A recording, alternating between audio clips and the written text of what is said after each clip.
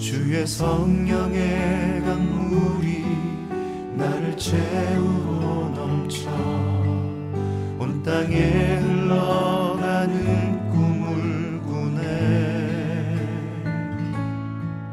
주의 성령의 강물이 나를 채우고 넘쳐 온 땅에 흘러가는 꿈을 꾸네. 루키 1장 1절에서 6절까지 구약 성경 402쪽의 말씀. 사사들이 치리하던 때에 그 땅에 흉년이 드니라. 유다 베들레헴의 한 사람이 그의 아내와 두 아들을 데리고 모압 지방에 가서 거류하였는데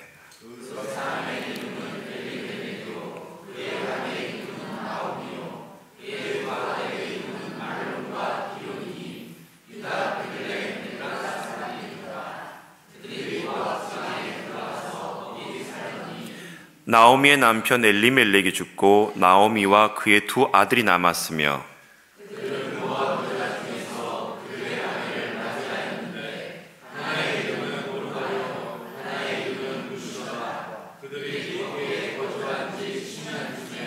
말론과 기럧 두 사람이 다 죽고 그 여인은 두 아들과 남편의 뒤에 남았더라.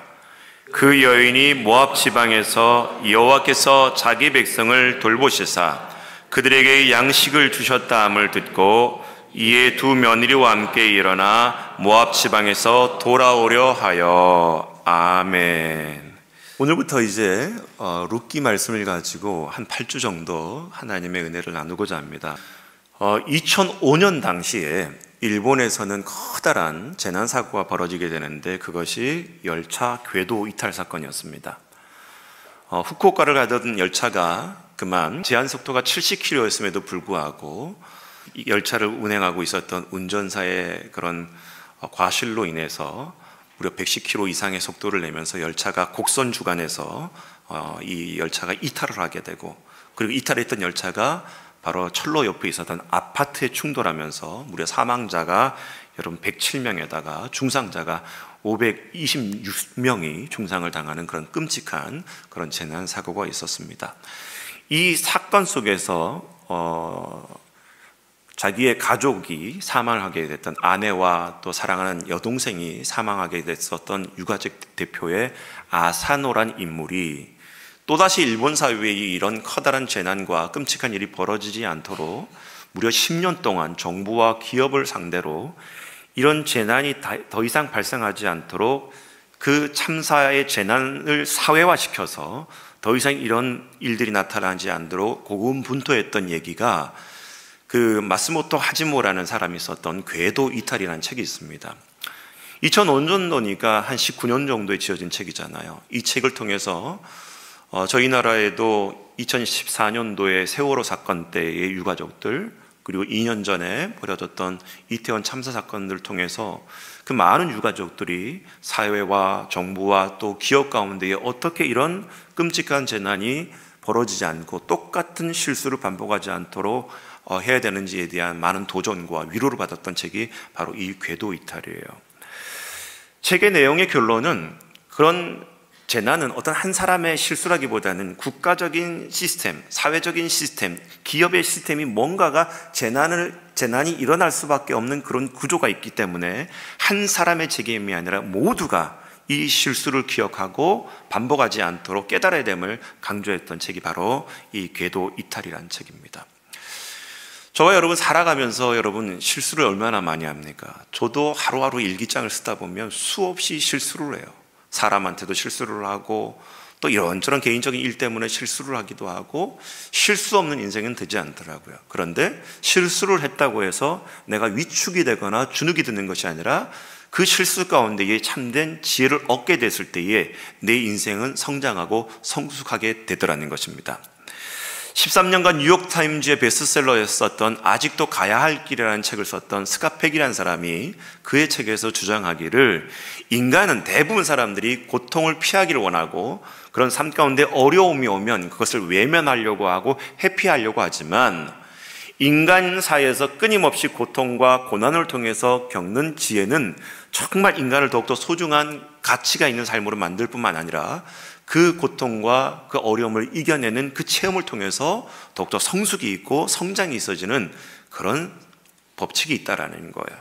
그래서 성공하는 사람들의 대부분의 특징을 보다 보면 어려움이 오게 됐을 때에 그것을 피하거나 도망하거나 외면하려고 하는 것이 아니라 그것을 정면으로 맞닥뜨려서 그것을 싸우고 이기고 뛰어넘기 위해서 몸부림치던 가운데에 자신의 내면이 성장하고 주변 사회가 아름답게 바뀌는 그런 놀라운 경험들을 하게 된다는 공통점이 있다는 것입니다. 오늘 본문에 보다 보면 위기를 맞은 한 가정이 등장을 하게 됩니다. 삶의 고통에 문제가 찾아오자 이 고통을 자기들 나름대로 극복하려고 애를 쓰지만은 그 지혜로운 극복이 아니라 어리석은 판단을 하고 잘못된 길로 말미암아 그 가정이 내리막길의 인생이 되어버린 가운데서도 하나님은 그 가정을 외면하지 않으시고 나름대로의 섭리 가운데 회복을 시키시는 이야기가 바로 오늘 룻기의 이야기라는 거예요. 이 말씀을 통해서 저와 여러분 가운데 혹시라도 어떤 어려움과 실수와 실패와 고통이 있다 할지라도 하나님의 지혜를 깨닫는 모두가 되길 주의 이름으로 축복하며 기도합니다. 오늘 우리가 읽었던 책은 무슨 책이죠? 룻기란 말이에요.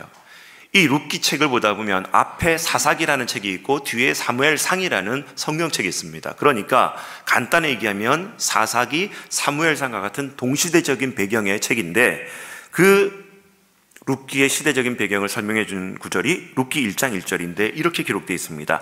사사들이 치리하던 때에 그 땅에 흉년이 드니라.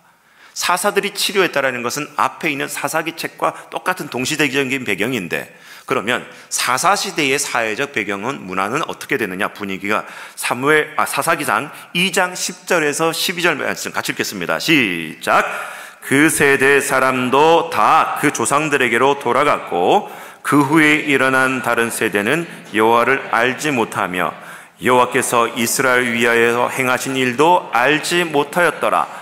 이스라엘 자손이 여호와의 목전에 악을 행하여 바알들을 섬기며 애굽 땅에서 그들을 하여 인도해 내신 그들의 조상들의 하나님 여호와를 버리고 다른 신들 곧 그들의 주위에 있는 백성의 신들을 따라 그들에게 절하며 여호와를 진노하게 하였으되. 아멘. 이게 지금 룻기의 시대적 배경이었던 사사들이 치리하던 때에 나타난 일들이라는 거예요. 그러니까 여러분, 가나안 땅을 정복했었던 여호수아와 함께 했었던 그런 사람들이 죽고 난 다음에 그 다음 세대가 이제 살게 됐는데 하나님이 누구인지도 모르고 하나님이 자신들의 조상이었던 그 이스라엘 백성들과 함께 출애굽을 하게 하시고 광야 40년 동안 입히시고 먹이시고 재우셨던 그 하나님이 행하신 일을 다 망각한 거예요.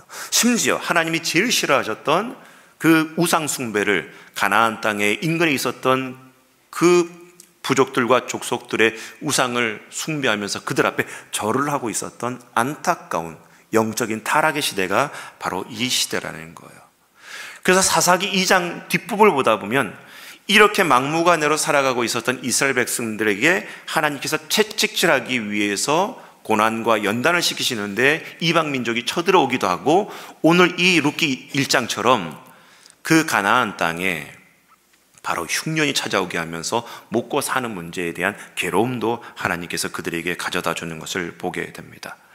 자, 그렇다면 오늘 이런 상황 가운데 오늘 본문에 등장하는 주인공 엘리멜렉과 나오미, 그리고 그들의 두 아들이었던 말론과 기럍이 과연 어떤 선택을 했기 때문에 하나님께서 더 그들의 인생을 내리막길의 인생으로 치닫게 하셨는지, 그럼에도 불구하고 이 본문의 말씀을 통해서 이 시대를 살아가고 있는 저와 여러분들이 무엇을 회복해야 되는지 깨닫는 그런 도전이 있는 시간이 될 수 있기를 축원합니다. 첫 번째 같이 따라했으면 좋겠습니다. 원인 규명을 잘하라. 시작. 여러분, 인생사의 모든 고통에는 나름대로 뜻이 있다는 거 아십니까? 여러분, 오늘 이 룻기의 주인공이었던 엘리멜렉과 나오미라는 사람이 살았던 지역은 하나님께서 아브라함에게 약속하셨고 모세에게 명령하셔서 마침내 여호수아가 가나안 땅을 정복했었던 그 축복받은 땅이란 말이에요. 그런데 이 가나안 땅을 성경에서 뭐라 그러냐면 젖과 꿀이 흐르는 약속의 땅이라고 말을 합니다. 그런데 그 젖과 꿀이 흐르는 땅에 뭐가 찾아왔냐면 흉년이 찾아왔다는 거예요. 아니, 더 깊게 들어가면 오늘 엘리멜렉과 나오미가 살았던 지역이 어디냐면 베들레헴이라는 지역이에요. 작은 도시입니다. 근데 이 베들레헴의 뜻이 뭐냐면 베트라는 집이라는 뜻과 레헴이라는 여러분 떡이라는 단어가 합쳐진 합성어예요. 여러분 합쳐지면 무슨 집이 되는 거죠? 떡집이 되는 거예요. 여러분 방앗간에 갔는데 떡이 없다, 말이 안 되는 거잖아요. 여러분 빵집에 빵이 없다, 젖과 꿀이 흐르는 땅에 흉년이 들었다. 성경적인 관점으로 보면 도저히 일어나서는 안 될 일이 지금 일어났다는 것은 뭔가가 이유가 있는 것이고 뭔가 원인이 있다는 것을 발견해야 된다는 거예요. 자, 그러면 어떻게 그렇게 축복받은 땅, 떡이 넘쳐야 될 그 떡집이라는 도시에서 왜 이런 일이 벌어졌을까? 그 상황을 설명해 주고 있는 성경 구절이 있는데 사사기 21장 25절입니다. 같이 읽어보겠습니다. 시작. 그때에 이스라엘 왕이 없었으므로 사람이 각기 자기의 소견에 옳은 대로 행하였더라. 오늘 여러분 이 룻기의 배경이었던 사사시대에 그리고 하나님이 약속하셨던 축복의 땅에 흉년과 기근이 들은 이유는 뭘까? 바로 하나님을 주인으로 왕으로 섬기고 살아가야 될 이스라엘 백성들이 그렇게 하지 못함으로, 또 더구나 각자의 소견에 오른 대로 속에 그냥 끓는 대로 그냥 살아가려고 했었던 이스라엘의 영적 타락 가운데에 하나님께 주시는 채찍질이었다라는 거예요. 여러분 삶을 살다 보면 우리 가운데도 예수 잘 믿고 교회 생활 열심히 한다고 하지만 때로는 어려움이 반드시 찾아옵니다. 모든 사람들이 잘 살고 기쁘게 행복하게 살아가는 게 아니라 교회를 다녀도 때로는 어려움들이 찾아오더라는 거예요. 바로 그때 나에게 찾아오는 이러한 어려움은 어떤 외부적인 요인에 의해서 나에게 오는 건지, 아니면 내가 뭔가 실수해서 어려움이 오는 건지, 아니면 영적인 깊은 눈으로 하나님께서 무엇인가 나에게 메시지를 던지기 위해서 오는 어려움인지 그것을 분별할 줄 아는 지혜가 필요하다는 거예요. 지혜로운 사람은 그래서 그 상황을 깊이 뒤돌아보면서 자기 나름대로의 원인과 이유를 찾는 사람이라는 거예요. 제가 약 한 3주 전에 저희 교회 우리 장로님이나 집사님들 참 감기 몸살로 너무 힘들었거든요. 지금도 여기 앉아 계신 분들 중에 감기 몸살 걸리신 분도 더러 계시는데, 여러분 지혜로운 사람과 그렇지 못한 사람이 여기서 나눠지더라는 거예요. 지혜로운 사람은 내가 감기 몸살이 왜 걸렸을까? 내가 코로나 동안에 마스크를 잘 쓰고 다녔을 때는 그런 감기 몸살이 안 걸리다가 갑자기 코로나가 해제가 되면서 마스크를 풀고 다녔더니 여기저기 감기가 걸리고 나에게 전염이 되면서 전파가 되면서 나 또한 감기가 걸리고, 또 혹시라도 내가 손과 발을 잘 씻고 자야 되는데 그렇지 못했던 생활 습관이 있지 않나 하면서 뒤돌아보면서 생활 습관을 고치려고 하는 그런 지혜로운 사람이 있었어요. 그런데 어떤 무식한 사람, 단순한 사람은 병원 가서 병원에서 20만 원어치 주사 맞아야 된다고 20만 원어치 각종 주사를 다 맞아가지고 겨우 낫던 사람이 있는데 성은 강시호, 이름은 동아라는 사람이 있더라고요. 원인 규명을 해야 되는데 그냥 주사만 맞아버린 거예요.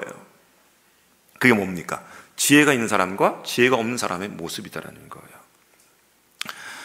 오늘 이 지혜로워야 될 엘리멜렉과 나오미는 그 문제 앞에, 상황 앞에 반응을 어떻게 했냐면 바로 먹고 사는 문제가 생기자 그들이 베들레헴에 있었던 그 생활터전을 모압 땅으로 건너갔다라고 기록되어 있어요. 그리고 그들에게 찾아온 이 먹고 사는 문제는 흉년이라는 단어를 썼습니다. 말씀에 보다 보니까 흉년. 성경에서 이 흉년이라는 것은 오랫동안 먹고 사는 문제의 어려움이 아니에요. 잠시 잠깐의 그 농사가 좀 잘 안 돼서 생산물이 적어지는 그런 상황을 흉년이라 그러고, 정말 먹고 사는데 어려움이 있는 것을 가리켜서 아사 직전에 가는 단계를 기근이라 그러는데, 오늘 이 엘리멜렉과 나오미는 흉년이라는 단어를 쓴 거예요. 그러면 잠시 잠깐 참고 인내하면 또 이 위기가 넘어가야 되는데, 조금 먹고 살기 힘들다고 해가지고 이들이 선택했던 것은 바로 가지 말아야 될 모압 땅으로 건너갔다라는 거예요. 우리 사랑하는 참 아름다운 교회 성도 여러분, 삶 가운데 위기가 오거들랑 어려움이 오거들랑 그 원인 분석을 정확하게 하고 이 가운데서 내가 어떻게 대처해야 될지 깊이 묵상하는 여러분이 되기를 축복합니다. 그래서 솔로몬이 인생을 다 살고 난 다음에 그 인생의 후예들에게 가르쳐준 그 인생에 대한 판단하는 법에 대해서 전도서 7장 14절에서 알려주거든요. 같이 읽어볼까요? 시작. 형통한 날에는 기뻐하고 공고한 날에는 되돌아보아라. 이 두 가지를 하나님이 병행하게 하사 사람이 그의 장래일을 능히 헤아려 알지 못하게 하셨느니라. 형통한 날에는 감사하고 기뻐하라는 거예요. 그런데 공고한 날에는 여러분 좌절하고 포기하는 것이 아니라 뭐 하라고요? 뒤돌아보라는 거예요. 뭔가 어디서 문제가 잘못됐는지, 아니면 여기서 하나님께서 나를 향한 계획하신 것과 하나님의 뜻이 무엇인지를 뒤돌아볼 수 있는 그 묵상이 필요하다는 거예요. 기독교 유명한 변증가인 이 C.S. 루이스라는 사람은 이렇게 얘기를 합니다. 고통이라는 것은 귀먹은 세상을 깨우기 위한 하나님의 메가폰이다. 고통이라는 것은 귀먹은 세상을 깨우기 위한 하나님의 메가폰이다. 여러분, 이와 더불어서 하나님을 신뢰한다는 것이라는 책을 썼던 이 레리 크랩이라는 사람은 이 C.S. 루이스의 말을 인용해서 이렇게 얘기를 해요. 우리가 하나님을 알고자 하는 그런 열정과 그 열망보다, 노력보다 하나님의 열망과 하나님의 열정이 더 큰데, 그 어떤 열망과 열정이냐면 하나님이 인간에게 하나님을 알리고자 하는, 하나님 스스로 인간에게 알리고 나타내고자 하는 그 열망과 열정이 더 크다라는 거예요.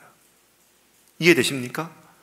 내가 하나님을 알고자 하는 그 열정보다 하나님은 태초 때부터 지금까지 하나님 스스로를 우리 인간에게 알리고자 하는 그 열정과 열망이 더 크다라는 거예요. 그래서 하나님 스스로 알리기 위한 여러 가지 방법 중에 깨닫고 깨달아야 됨에도 불구하고 그렇지 못할 때, 성경 66권을 통해서 깨달아야 됨에도 불구하고 그렇지 못할 때, 2000년 전에 저 십자가와 여러분 그 죄사함을 통해서 예수 그리스도의 삶을 통해 깨달아야 됨에도 불구하고 그렇지 못할 때, 마침내 하나님께서 최후에 쓰는 방법이 뭐냐면 바로 이 고통이라는 채찍이라는 거예요. 반면에 이런 지혜가 없이 어려움을 겪었던 가운데에 위젤이라는 사람이 있는데, 이 사람은 세계 2차 세계대전 당시에 자신의 동족 유대인들이 독일의 아우슈비츠 수용소에서 인간을 삶는 그런 가마솥에 자기의 동족들이 끌려가고 던져지는 것을 보고 나서 그가 그렇게 일기를 남깁니다. 내가 만약에 이 아우슈비츠 수용소에서 남는다면 나는 반드시 하나님을 재판장에 세울 것이다. 그리고 그 하나님은 피고가 될 것이고 나는 그 하나님을 고소하는 원고가 될 것이다. 하나님이 살아계시다면 하나님 앞에 특별한 제사장 나라로 부름받은 선민 이스라엘 백성들이 어떻게 이런 어려움을 겪게 할 수 있냐고 하면서 그 하나님을 반드시 법정에 고소하겠다라고 이 위젤은 그렇게 다짐을 합니다. 과연 여러분, 이 위젤이라는 사람은 어떻게 됐을까? 기록에 남아있지 않지만 그의 이 일기장을 통해서 그 상황과 환경 가운데 지혜롭지 못하게 대응했었던 그 모습을 볼 수가 있습니다. 사랑하는 우리 참 아름다운 교회 성도 여러분, 살다 보면 뜻하지 않은, 계획하지 않은, 또 바라지 않는 어려움이 오거들랑 하나님을 불평하거나 하나님을 원망하는 것이 아니라 이 상황 가운데에 내가 어떤 태도와 어떤 해석을 해야 될지 정말 잘 분별할 수 있는 모두가 되길 주의 이름으로 축복하며 기도합니다. 자, 그렇다면 여기서 한 가지, 오늘 본문 말씀을 통해서 우리에게 도전해보고자 합니다. 베들레헴에는 떡이 있었어야 됩니다. 가나안 땅에는 젖과 꿀이 흐른 땅이었어야 돼요. 그렇다면 우리 삶 가운데는 예수 그리스도를 모시고 살아가는 인생임에도 불구하고 저와 여러분 가운데는 얼마나 많은 영적인 양식이 넘쳐나고 있으며 우리 교회 공동체와 가정 가운데에 그 생명의 풍성한 은혜가 넘쳐나고 있는지 한번 자문해 보시기 바랍니다. 베들레헴에는 떡이 없다 그랬었어요. 제가 예전에 읽었던 책 중에 예수 없는 기독교, 예수 없는 교회라는 책이 있습니다.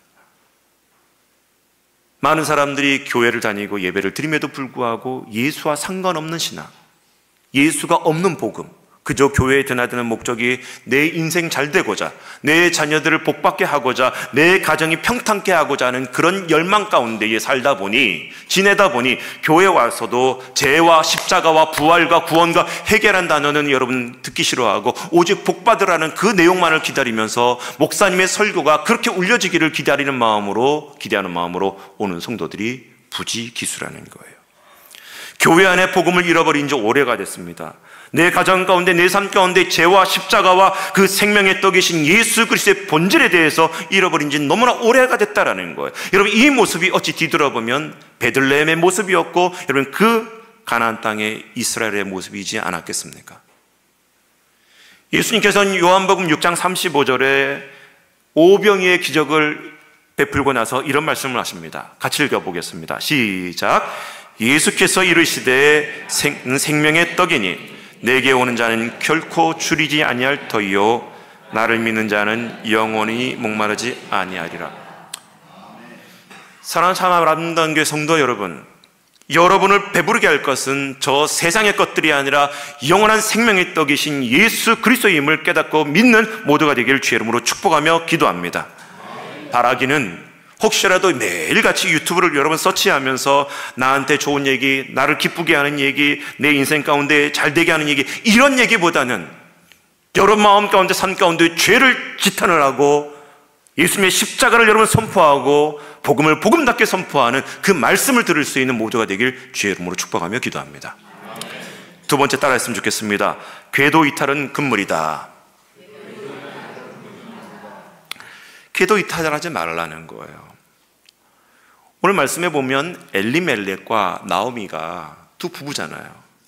그 베들레헴의 흉년이 들었다고 이 위기를 극복하고 이겨내기 위해서 선택했던 방법은 모압 땅으로 건너갑니다. 모압 땅이라는 것은 소위 말해서 한강을 기준으로 놨을 때에 강북에 살아야 될 사람이 저쪽 강남이 살기 좋다고 해가지고 그 한강을 건너서 내려간 거예요. 건너간 거예요.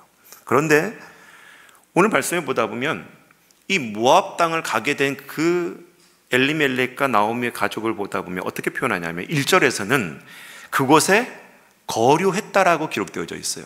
거류했다. 그곳에 거류했다. 거류라는 것은 영어로 dwell인이라는 단어를 써서 잠시 머문다는 얘기거든요. 그러니까 그럴 수는 있잖아요. 잠시 어려움이 왔을 때에 좀 피해 있고 그럴 수는 있다고 봐요.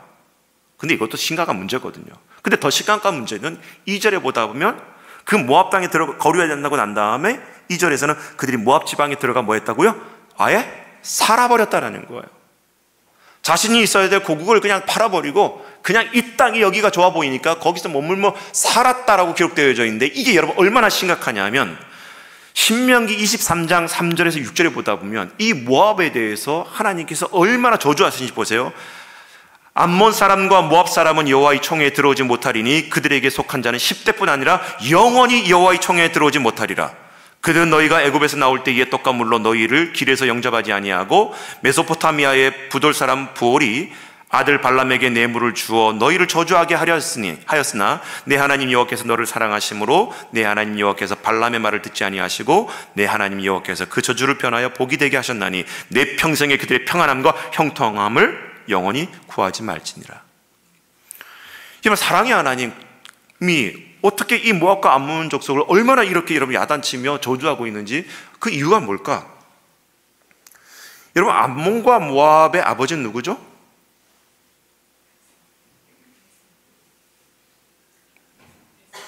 에서예요? 막 던지지 마시고 세 번만 생각하시고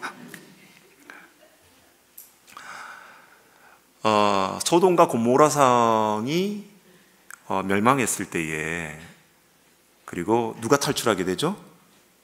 롯이 탈출하죠. 그리고 롯의 아내가 소금 기둥이 되고 바로 이 롯의 딸들이 자기 아버지의 가문을 이어가기 하기 위해서 아버지와 관계 속에 태어난 사람들이 바로 이 모압과 암몬이란 말이에요. 이 후손이란 말이에요. 거슬러 올라가면 아브라함과 형제된 그런 한 가문의 사람일 수도 있어요.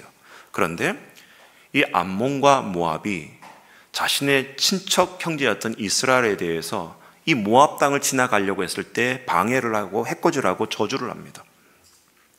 심지어 민수기 말씀을 보다 보면 그 모압 땅을 좀 지나가려고 했을 때에 모압 왕이었던 발락 왕이 발람이라는 선지자를 불러다가 이스라엘 백성들을 저주하도록 사주를 시켜요. 그리고 오늘 우리가 읽었던 본문 룻기 시대와 동시대였던 사사 시대에는 모압의 에그론 왕이란 왕이 무려 이스라엘을 18년 동안 괴롭혔다고 기록되어져 있습니다. 그럼에도 불구하고 이 나오미와 엘리멜렉이 선택한 땅은 어디라고요? 모압이었던 거예요. 하나님께서 그렇게 싫어하고 또 이 모압 땅에는 여러분 그모스라는 이방 우상이 있었기 때문에 그 땅에 들어간다는 것은 여호와를 저버리고 모압 신이었던 그모스를 섬기러 간다는 얘기인데 바로 이 엘리멜렉과 나오미가 그런 선택을 한 거예요. 아무리 내가 힘들고 어려워도 여러분 내가 지켜야 될 자리가 있는 줄 믿으시기 바랍니다. 조금 힘들다고 여러분 집을 떠나거나 교회를 버리거나 내 가족들을 내팽개치거나 오랫동안 우정으로 살자고 했었던 친구 관계를 파헤치거나 조금 마음에 안 든다고 남편을 버리거나 아내를 버리거나 그럴 수는 없잖아요. 성경을 보다 보면 기드온의 300용사는 그 위급한 상황 속에서도 그 믿음의 백성으로서의 정체성을 물을 마시는 순간에도 여러분 지킬 줄 알았던 사람들이 그 기드온의 300용사였어요. 다니엘이라는 사람은 나라를 잃어버리고 바벨론으로 포로로 끌려갔음에도 불구하고 왕의 그런 여러분 그 상에 차려졌던 진미의 음식을 여러분 눈여겨보지 않고 버릴 줄 알았었던 그 믿음의 정체성을 가지고 있었던 사람이 다니엘이었습니다. 늘 우리 삶 가운데 여러분 문제는 무엇이냐면 어떤 문제가 아니라 그 문제를 대하는 해석과 그 문제를 대하는 태도의 문제가 바로 우리들의 문제라는 거예요. 여러분 상황과 그리고 환경이 아무리 어려울 때에 내 자리를 버리는 것이 아니라 하나님을 의지할 수 있도록 시편 20편 19절 말씀처럼 여호와를 멀리하지 마옵소서 나의 힘이시여 속히 나를 도우소서라고 고백했었던 이 시편의 저자와 같이 내 자리를 박차고 떠나는 것이 아니라 내 자리를 지키며 하나님을 의지할 수 있는 인생이 될 수 있길 주의 이름으로 축복하며 기도합니다. 여러분 이 태양과 멀리 떨어져 있는 지구상의 위치는 바로 남극과 북극이에요. 그리고 인도네시아를 제가 여러 번 다녔는데 그 인도네시아에서 잠깐 머물다가 또 비행기를 타고 저쪽 북쪽 시베리아 가까운 데로 갔더니 날씨가 너무나 다른 거예요. 왜 그럴까? 태양과 가깝느냐 태양과 머냐의 문제라는 거예요. 우리의 태양의 신 하나님과 더욱더 가까워진다면 우리의 인생은 늘 언제나 하나님 앞에 따뜻한 그런 온기로 보호되는 인생이 될 수 있지만 하나님과 점점 더 멀어진다면 우리의 인생은 점점 더 오늘 말씀처럼 흉년과 안타까움과 슬픔과 고통이 찾아오게 되는데 저와 여러분들이 늘 언제나 하나님께 가까이 돌아갈 수 있는 인생이 되길 주의 이름으로 축복하며 기도합니다. 아멘. 세 번째 말씀을 통해서 같이 고백합니다. 실패를 통한 깨달음. 시작. 여러분 실패에도 깨달음이 있다는 거예요. 실패에도 우리가 읽었던 본문 중에 여러분 4절과 5절 말씀 같이 읽어보겠습니다. 시작. 그들은 모압 여자 중에서 그들의 아내를 맞이하였는데 하나의 이름은 오르바요 하나의 이름은 루시더라. 그들이 거기에 거주한 지 10년쯤에 말론과 기럧 두 사람이 다 죽고 그 여인은 두 아들과 남편이 뒤에 남았더라. 아멘. 여러분 보세요. 가지 말아야 될 그 모압 땅으로 건너갔던 나오미는 철저하게 실패한 인생이 돼버립니다. 아니 어찌면 남편이 죽었을 때 이미 뭔가 하나님께서 나에게 신호를 주는구나 깨닫고 돌아가는 것을 선택했으면 되는데 나오미는 돌아가지 않았던 것 같아요. 남편이 죽고 난 다음에도 나에게는 두 아들이 남아있다. 그리고 두 아들이 이곳에서 또 결혼했었던 모압 출신의 두 며느리들이 내 옆에 있다. 어찌 보면 나오미는 돌아가기를 선택하지 않았을 충분한 이유가 있게 되는 것입니다. 오늘 이 나오미는 남편 하나 죽는 것 같고 베들레헴으로 돌아가지 않았어요. 두 아들마저 잃어버렸을 때 이제서야 내가 여기 온 것이 뭔가 잘못되었구나, 내가 여기 오는 것이 아니었구나 깨닫게 되고 자기의 마음의 문을 뉘우치기 시작했을 때에 이 나오미에게 들려졌던 소식이 뭐냐면 1장 6절 말씀 한번 읽어볼까요? 시작. 그 여인이 모압 지방에서 여호와께서 자기 백성을 돌보시사 그들에게 양식을 주셨다 함을 듣고 이에 그 두 며느리와 함께 일어나 모압 지방에서 돌아오려 하여. 가진 것 다 잃어버리고 남편 잃어버리고 두 아들 잃어버리게 됐을 때의 절망 가운데 좌절 가운데 슬픔 가운데 있었던 이 나오미가 여기가 아니었구나 라고 생각하는 순간 들려왔던 소식이 뭐냐면 자신이 떠났던 그 베들레헴의 그 풍성한 그 양식이 생겨나는데 그 앞에 구절이 중요해요. 누가 돌봤다고요? 여호와께서 돌보사. 떠날 때는 하나님이 없는 것처럼 생각돼서 베들레헴을 버리고 유압으로 떠났어요. 그리고 그곳에서 잘 될 것처럼 살았지만 결국에는 많은 것을 잃어버리고 나서 내가 여기가 오는 게 아니었구나. 그리고 그때 뉘우치는 순간 들렸던 소식이 뭐냐면 여호와께서 자기 백성을 돌보사라는 복음이 들리기 시작했던 거예요. 여러분, 내가 있어야 될 자리에 있을 때에 하나님께서는 은혜 가운데 임하시지만 내가 있어야 될 자리를 벗어버리고 하나님과 멀어지고 막무가내로 살아가는 그 인생은 반드시 돌아오게 하기 위해서 우리에게 커다란 장치를 하나님께서 허락하여 주시는데, 여러분, 그러한 일들이 벌어졌을 때에 하나님이 나를 부르시려고 하는 그 영적인 신호로 받아들일 수 있는 모두가 되기를 주의 이름으로 축복하며 기도합니다.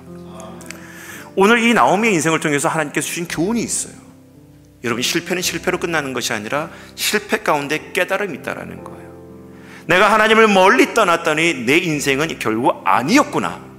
이것을 깨달았던 이 나오미가, 나오미란 이름의 뜻은 여러분 기쁨이란 뜻이거든요. 기쁨. 그런데 이것을 깨닫고 나서 나오미가 자신의 고향이었던 베들레헴으로 돌아갑니다. 그리고 베들레헴에 들어갈 때 자신을 알아보는 수많은 사람에게 뭐라 그러냐면, 나를 더 이상 나오미라 부르지 말라. 나는 젖는 자 하나님께서 나에게 돌아오게 하기 위해서 채찍질을 맞았던 여인이기 때문에 내 인생은 기쁨이 아니라 지금부터는 괴로움이라는, 슬픔이라는 뜻이 담겨져 있는 마라라고 자신을 부르라고 그렇게 얘기를 해요. 탕자가 똑같이 아버지의 집을 떠났을 때는 불행한 인생이었습니다. 그런데 그곳에서 실패하고 모든 것을 잃어버리고 돼지 여물을 먹는 그런 곳에서 생활을 하다가 이 탕자가 깨달은 게 뭐냐면, 우리 아버지 집에는, 그 아버지 집의 품꾼들조차도 먹을 것이 많은 곳이 우리 아버지 집인데 하면서 그때 깨닫는 거예요. 그리고 깨달은 것을 끝나는 것이 아니라 탕자는 선택합니다. 아버지 집으로 돌아가기로. 불행한 인생이었지만 돌아가려고 하는 그 결단의 순간 여러분 축복이 시작된 줄 믿습니다. 오늘 우리에게 주어진 중요한 교훈 가운데에 비슷한 예화가 있는데, 1620년 9월 6일 날에 영국에서는 두 배가 출항을 하게 됩니다. 한 배는 메이플라워였고 한 배는 마스터워라는 배가 있었어요. 이 메이플라워에는 그 영국의 국교도의 핍박을 피해서 신앙의 자유와 신앙의 그 참된 진리를 수호하기 위해서 이 영국을 떠나서 신대륙으로 출발하려고 했었던 청교도인들이 배를 탔던 것이 바로 메이플라워의 출항이었습니다.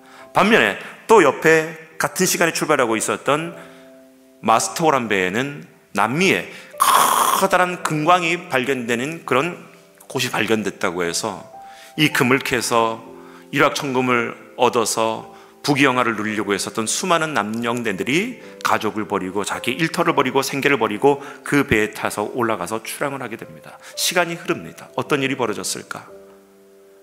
신앙의 참된 진리와 자유를 수호하기 위해서 신대륙으로 방문했었던 그 청교도인들은 미국의 조상이 돼버리고, 일확천금을 노리면서 남미의 금을 지키기 위해 떠났던 사람들은 그곳에서 영영 돌아오지 못하고 그 금강 안에서 갇혀서 그만 생을 마감하게 되어져 버립니다.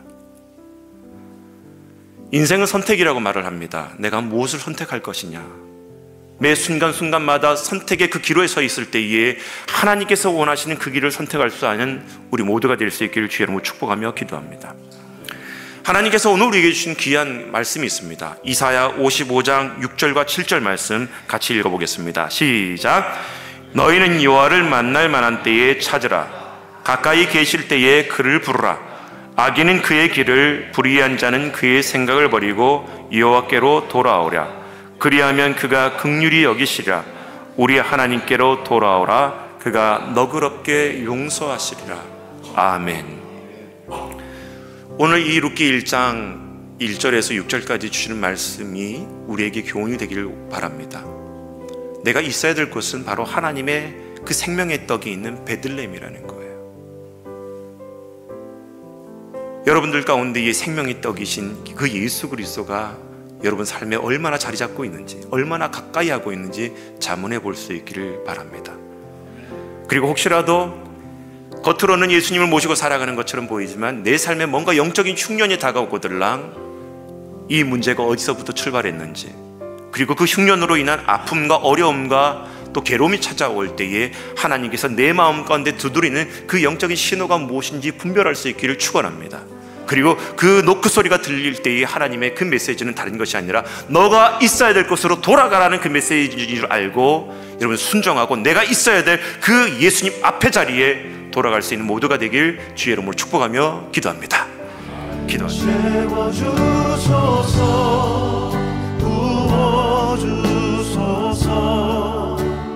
거룩하신 주 성령 내 안에 넘쳐 흐르는 사랑의 노래, 열방을 향하여 흘러가리.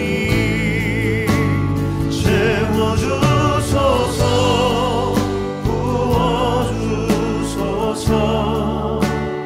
거룩하신 주 성령 내 안에 넘쳐 흐르는 사랑의 노래, 열방을 향하여 흘러가리.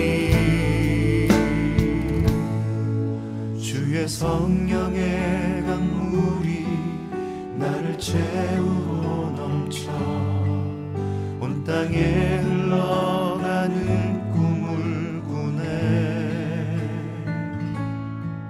주의 성령의 강물이 나를 채우고 넘쳐 온 땅에 흘러가는 꿈을 꾸네.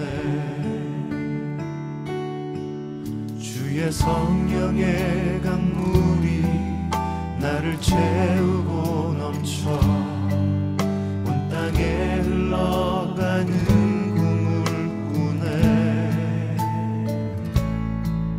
주의 성령의 강물이 나를 채우고